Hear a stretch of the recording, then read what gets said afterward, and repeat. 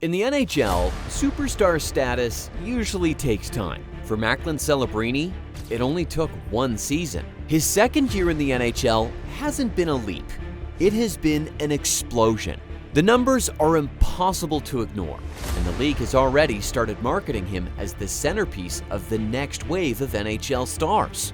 In today's video, we're diving into the meteoric rise of Macklin Celebrini and how, in only his second season, he's taken the NHL by storm. Is the idea of Celebrini walking away with a Hart Trophy at the end of the year really that crazy? Or is it destiny? Let's dive in. Macklin Celebrini's NHL career didn't begin with cautious minutes or sheltered expectations. It began with immediate responsibility, heavy usage, and the unmistakable sense that the league was watching the arrival of a player who didn't need time to figure it out. From his very first games, Celebrini looked less like a rookie learning the pace of the NHL and more like a franchise center stepping into a role that had been waiting for him. The speed of the game didn't overwhelm him. The physicality didn't deter him. If anything, his rookie season made one thing clear very early on. Macklin Celebrini belonged, and he belonged at the top of the lineup. Drafted first overall in 2024, Celebrini entered the NHL with a level of expectation rarely placed on an 18-year-old. That pressure usually forces young players into mistakes, inconsistency, or conservative play. Celebrini responded by doing the opposite. He played assertively, attacked the middle of the ice, and demanded the puck in key moments. Within his first month in the league, he was already logging top 6 minutes, taking critical faceoffs, and matching up against opposing teams' best players. Coaches didn't protect him, they trusted him. Statistically, Celebrini's rookie season immediately placed him among the most productive teenage players of the modern era.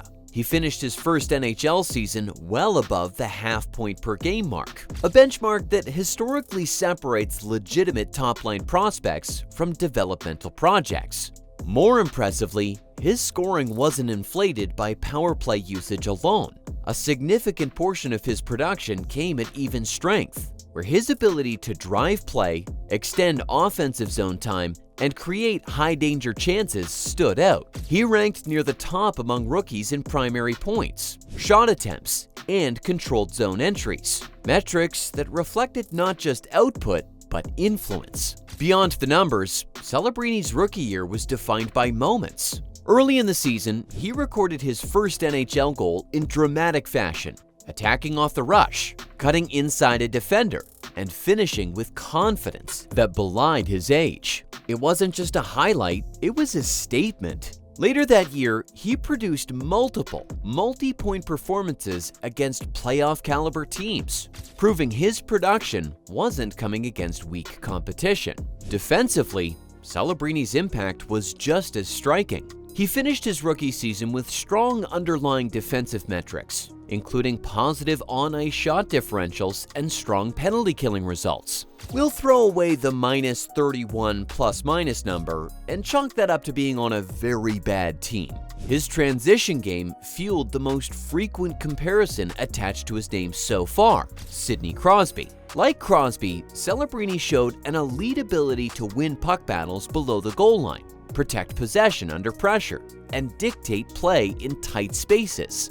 That comparison only intensified as Celebrini enters his second NHL season. If his rookie year established credibility, his sophomore campaign has signaled dominance. With a full off-season of NHL training behind him, Celebrini returned noticeably stronger, faster, and more assertive.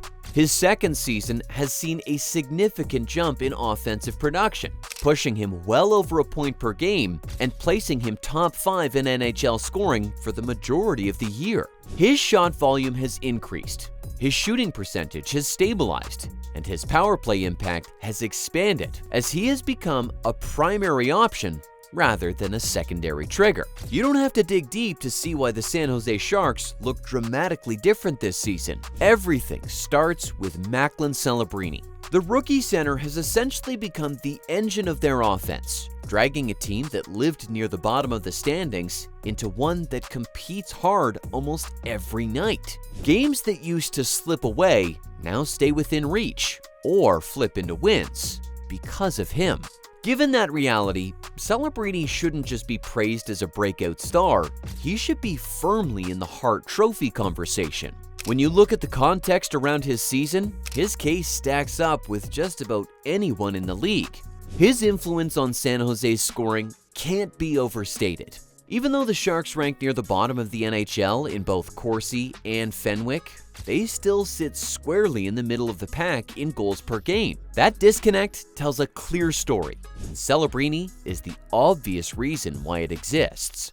With over 75 points already, Celebrini has more than doubled the production of any other Shark, and his plus-minus towers over the rest of the roster as well. San Jose's scored over 150 goals this season, and Celebrini has factored into nearly half of them, all while playing only about a third of the team's total available minutes. The math alone underscores just how central he is to everything they do offensively. His passing has lifted those around him too. The over 50 assists speak for themselves. Before his injury, Will Smith took a massive step forward in his sophomore season while spending significant time on Celebrini's wing. Colin Graff, Igor Chernyshov, and Pavel Regenda have all carved out meaningful roles this year, and it's no coincidence that each has spent time skating alongside Celebrini at different points in the season. Right now, the Sharks' fortunes rise and fall with him.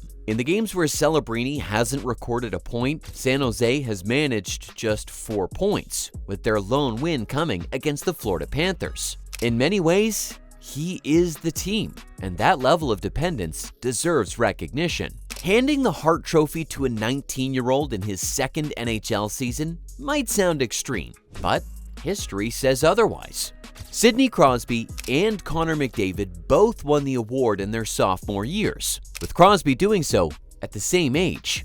Even Wayne Gretzky was only 19 when he captured the first of his 8 straight Hart Trophies. Statistically, Celebrini belongs in that company. In their second seasons, Crosby put up 120 points, and McDavid reached 100, while Gretzky exploded for 137 as a teenager. Celebrini is currently tracking toward over a 120-point campaign. He may not finish atop the league scoring race, but in terms of raw production, he's pacing right alongside 3 players who authored the most remarkable beginnings to NHL careers the sport has ever seen. Crosby and McDavid were also the driving forces behind major rebuild jumps, leading Pittsburgh and Edmonton from conference basements to playoff teams during their Hart seasons. That arc should sound familiar. It's exactly what Celebrini is attempting to do in San Jose, and so far, he's pulling it off. How the Sharks season ultimately ends may hinge on whether Celebrini can maintain this level of play. If he does, his year will stand shoulder to shoulder with some of the greatest early career campaigns in league history.